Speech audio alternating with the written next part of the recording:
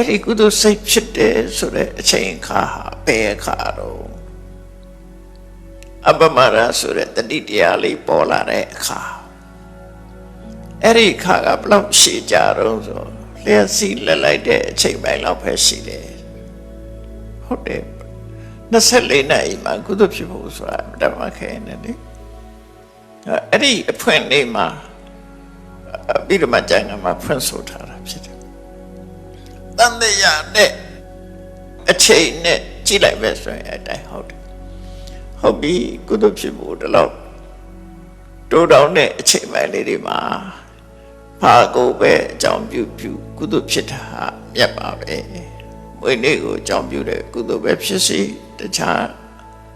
အရာကိုအကြောင်းပြုပြီးဖြစ်တဲ့ကုသိုလ်ပဲဖြစ်စီ